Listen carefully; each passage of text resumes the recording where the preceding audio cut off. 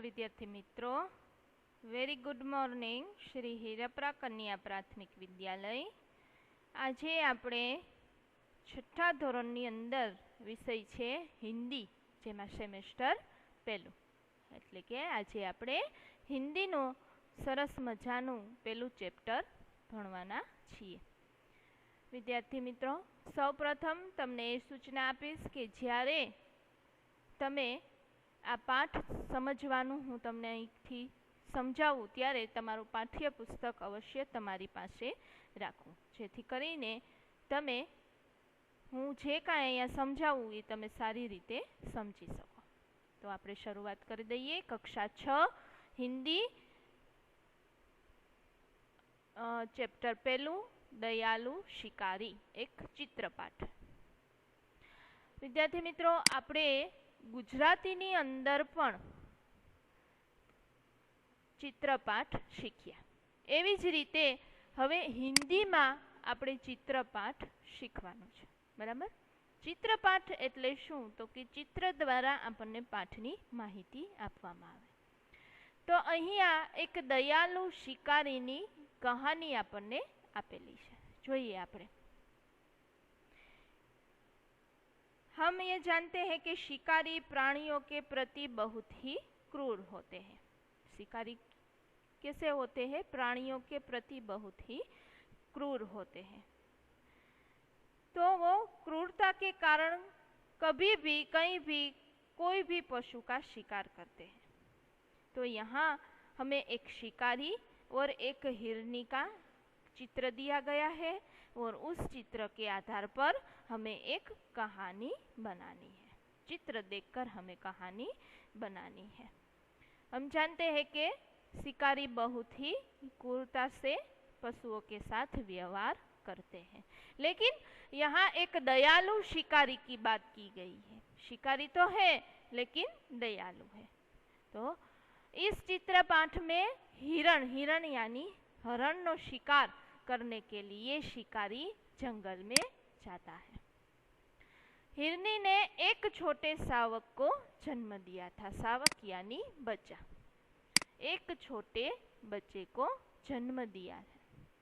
उसी समय वह शिकारी की गोली का निशाना बन जाती है। त्यारे ज ते ज समये ते शिकारीनी गोलीनो निशान बनी जाय छे। एटले के शिकारी छे ए गोली द्वारा हिरनीनो हरणनो शिकार करे छे।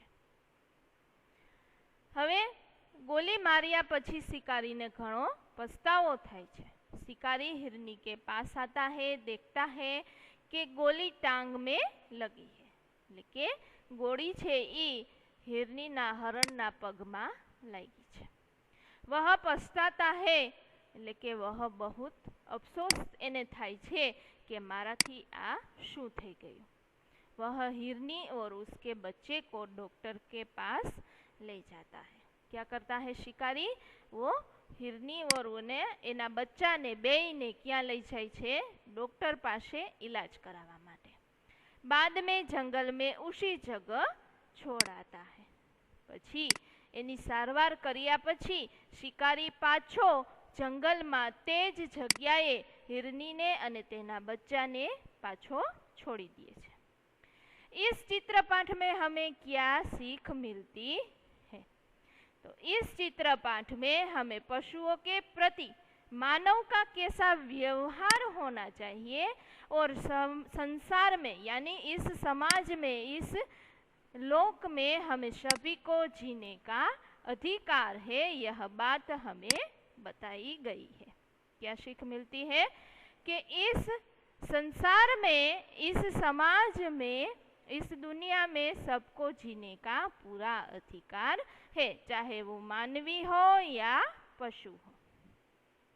उसके बाद अब हमें क्या देखना है कि जो चित्र दिए गए हैं उस चित्र को एक एक को हम देखते जाएंगे और हमारी हिंदी की बुक्स में लिखते जाएंगे। तो विद्यार्थी मित्रों, हूँ अहींया जे कांई चित्र तमने देखाडुं अने जे कांई वाक्य चित्र ने जोईने बोलवुं ए बधा ज वाक्य तमारे हिंदीनी बुक्सनी अंदर एक कहानी स्वरूपे लखवाना छे।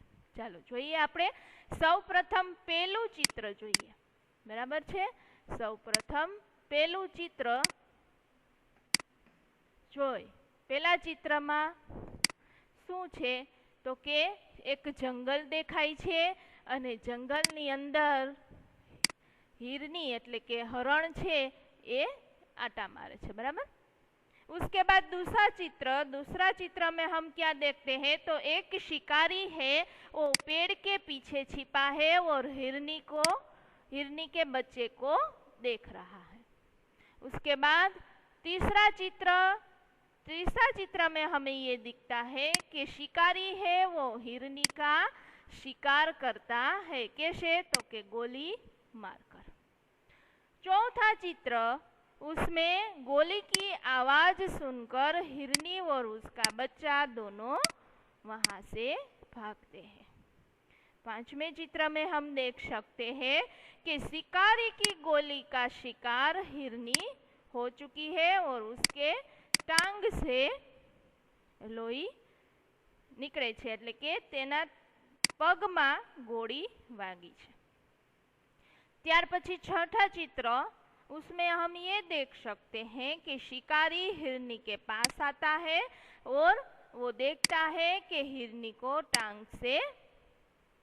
टांग में गोली लगी है। उसके बाद सातवां चित्र में हम क्या देख सकते हैं तो शिकारी को बहुत ही पछतावा होता है। वो हिरनी को लेकर कहाँ जाता है तो कि अस्पताल, हिरनी को लेकर अस्पताल ले जाता है। उसके बाद आठवें चित्र में शिकारी हिरनी का इलाज करते हुए उसे वापिस उसका इलाज करता है और अस्पताल से वापिस ले आता है। और 9वें चित्र में वह शिकारी को वही जगह हिरनी और उसके बच्चे को छोड़ देता है, कहाँ तो के जंगल में। तो विद्यार्थी मित्रों, आ चित्र जोया पछी आपने ख्याल आवे छे कि चित्रपाठનું नाम दयालु शिकारी शू काम है तो कि शिकारी तो हमेशा कैसे होते हैं, क्रूर होते हैं, लेकिन हमें यहाँ एक दयालु शिकारी की बात की गई। तो चित्र को देखकर हमने कहानी बनाई, इसलिए इस चैप्टर का नाम दयालु शिकारी। उसके बाद हम आगे पढ़ते हैं। उसके बाद आता है अभ्यास। तो अभ्यास तमारे हिंदी की पाकी बुक में लिखना है। अभ्यास में क्या है तो के प्रश्न के उत्तर देने हैं। उसके बाद चित्र के आधारित निम्नलिखित जैसे प्रश्न पूछकर दयालु शिकारी की कहानी बनानी है। एटले के चित्र ने जोई अने दयालु शिकारी नी कहानी बनावानी छे। जेम के पहले चित्र में हिरनी क्या कर रही है तो हम देख सकते हैं कि पहले चित्र में हिरनी जंगल में घूम रही है। उसके बाद देखते हैं प्रश्न नंबर 3 के वर्ण के आधार पर अधिक से अधिक शब्द बनाइए। जो वर्ण दिया गया है हमें, जैसे कि उदाहरण दिया गया है एक के ख, तो ख से हमने खरगोश बनाया, खत्म बनाया, खाली और खाना। उसी तरह ट से, ड से, म और भ से वर्ण से हमें शब्द बनाने हैं। उसके बाद देखते हैं स्वाध्याय। तो स्वाध्याय आपको हिंदी की पाकी बुक में लिखना है।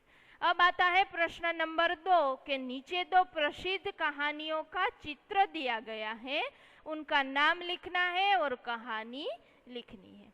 तो अभी हमने सीखा कि चित्र को देखकर हम कैसे कहानी बनाते हैं, तो उसी तरह आपको इस चित्र को देखते जाना है और कहानी बनानी है। ये प्रसिद्ध कहानी है, यानी हम इस कहानी को एक बार नहीं पर कई बार सुन चुके हैं। तो आ कहानी तुमको हिंदी की बुक्स में लिखनी है। उसके बाद हम आगे बढ़ते हैं। प्रश्न नंबर 3 कौवा और लोमड़ी की कहानी बनाकर लिखनी है। ये कहानी भाई आपने कहीं बार सुनी होगी। तो चित्र को देखते जाइए और कहानी बनाते जाइए। इसके बाद देखते हैं प्रश्न नंबर 4। प्रश्न नंबर 2 और 3 में से आपको किस कहानी अच्छी लगी? कौन सी कहानी अच्छी लगी? ये लोमड़ी और कौवा वाली कहानी अच्छी लगी या वो बातूनी कछुआ वाली कहानी अच्छी लगी? कई कहानी अच्छी लगी એ તમારે કહેવાનું છે। ત્યાર પછી પ્રશ્ન નંબર 5 ની અંદર જોઈએ આપણે કે વિરોધી શબ્દ घेरे में से ढूंढकर, घेरे में से यानी पास में जो हमें ये दिया गया है उसमें ढूंढकर हमें लिखना है। उदाहरण दिया गया है कि दयालु यानी निर्दयी और उसका वाक्य में प्रयोग करना है। उसी तरह दूसरा है बहुत। बहुत का विरोधी शब्द होता है थोड़ा, तो थोड़ा और बहुत दोनों का वाक्य बनाना है। उसके बाद स्वस्थ, उसका क्या होता है विरोधी अस्वस्थ, उसी तरह उसका भी वाक्य बनाना है। उसके बाद प्रश्न नंबर 6, आप पढ़ चुके हैं कि किसी व्यक्ति, वस्तु, स्थान या भाव को प्रकट करने वाले शब्द को हम क्या कहते हैं? संज्ञा। संज्ञा यानी कोई भी नाम। तो अहींया आपणे कोई पण नाम छे एनी नीचे आपणे લીટી કરવાની છે। વિદ્યાર્થી મિત્રો, ધોરણ 5 ની અંદર અને ધોરણ 6 ની અંદર ગુજરાતીની અંદર તમે સંજ્ઞા એટલે શું તે શીખી ગયા છો। સામાન્ય રીતે થોડીક માહિતી લઈ લઈએ કે સંજ્ઞા એટલે કોઈ પણ નામ, તે પછી કોઈ વ્યક્તિનું હોય, વસ્તુનું હોય, સ્થાનનું હોય કે પછી કોઈ પણ ભાવ એટલે કે દયાનો ભાવ, પ્રેમનો ભાવ, કરુણાનો ભાવ, दुखी भाव, ये कोई पण भाव प्रकट करने वाला शब्द ये क्या होता है? संज्ञा। संज्ञा यानी कोई भी नाम। संज्ञा यानी कोई भी नाम। હવે આપણે જોઈએ ઉદાહરણ આપણને અહીં આપી દીધું છે। હવે વિદ્યાર્થી મિત્રો, આ સંજ્ઞા જે છે તે આવશે વ્યાકરણ વિભાગની અંદર। એટલે આ સંજ્ઞા નામનો પોઈન્ટ છે એ તમારે વ્યાકરણ બુકની અંદર લખવાનો રહેશે। ક્યાં રહેશે? વ્યાકરણ બુકની અંદર લખવાનો રહેશે, જેમાં ચેપ્ટર નંબર 1 કરીને લખજો સંજ્ઞા, हिंदी व्याकरण बुकनी अंदर। बराबर। हवे जोई लईए आपणे के संज्ञा एटले शुं? तो के कोई भी नाम। जोईए उदाहरण, थोड़ी देर बाद उसे राम और श्याम मिले। आ राम पण नाम छे अने आ श्याम पण नाम छे। संज्ञा एटले कोई पण नाम। तो एनी नीचे आपणे લીટી करीए। एना पछी जोईए के पूजन की परीक्षा 5 बजे तक चलने वाली थी।